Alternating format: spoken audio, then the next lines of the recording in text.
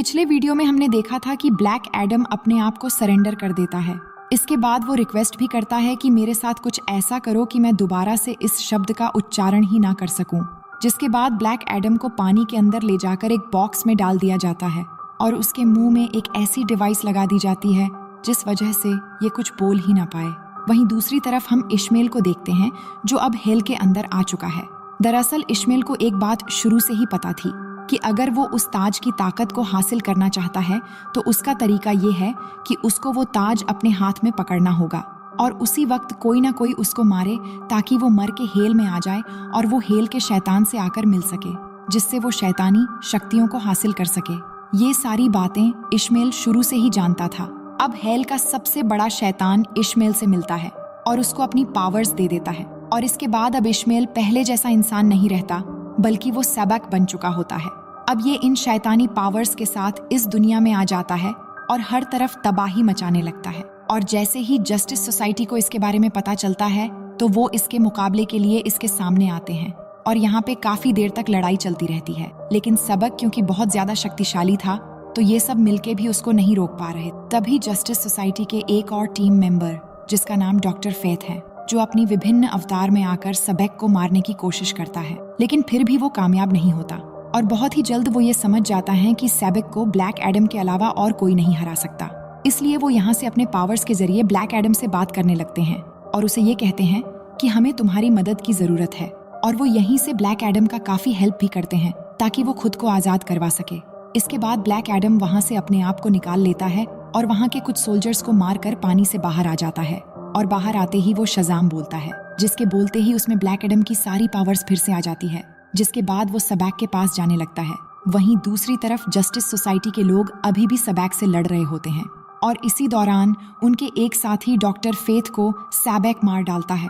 इसके बाद justice society के टीम के बाकी सारे मेंबर्स सबक पर टूट पड़ते हैं, लेकिन इनकी कोशिशें कुछ ज्यादा कामयाब नहीं होती और वो एक के बाद एक सबक से लड़ते हुए हार जाते हैं। लेकिन तभी सबक के सामने वहां पर ब्लैक एडम की एंट्री होती है और वो अपने फुल पावर्स में होता है और दोनों के बीच एक घमासान लड़ाई शुरू हो जाती है जो काफी देर तक इनके बीच चलती है। लेकिन तभी वहां पर हम हॉकमैन को देखते हैं जो सबक को पीछे से हमला कर देता है, लेकिन सबक पर उसका कुछ खास असर नहीं होता और वह घूमकर हॉकमैन को ही मार डालता है। लेकिन यहाँ पर हम देख पाते हैं कि हॉकमैन ने अपने दोस्त डॉक्टर फेथ का विभिन्न अवतार वाला शक्ति इस्तेमाल किया था, जिससे वो सबक की मार से बच गया था।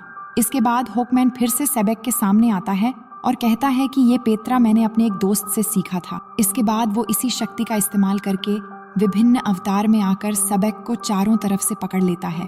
तभी ब्लैक एडम भी आता है और सबक के सर पकड़कर अपनी ताकत से उसका सर फाड़ने की कोशिश करने लगता है और आखिरकार ब्लैक एडम अपनी पूरी शक्ति का इस्तेमाल करके सबक का सर बीच में से फाड़ देता है, जिससे सबक की आखिरकार मौत हो जाती है।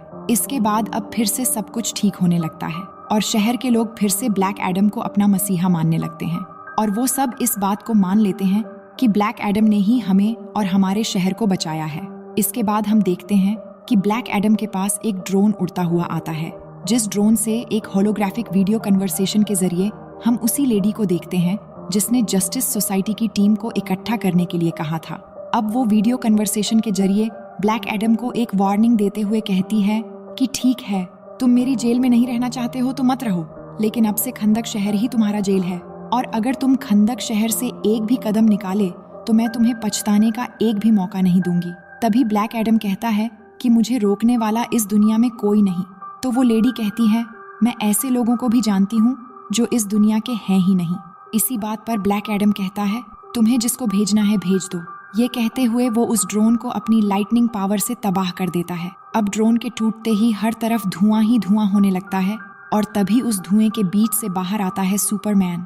आकर वो ब्लैक एडम से कहता है कि शायद हमें बैठकर बात करनी चाहिए और सुपरमैन की ये कहते ही ब्लैक एडम एक स्माइल देता है और इसी स्माइल के साथ ये शानदार कहानी यहीं पर खत्म हो जाती है।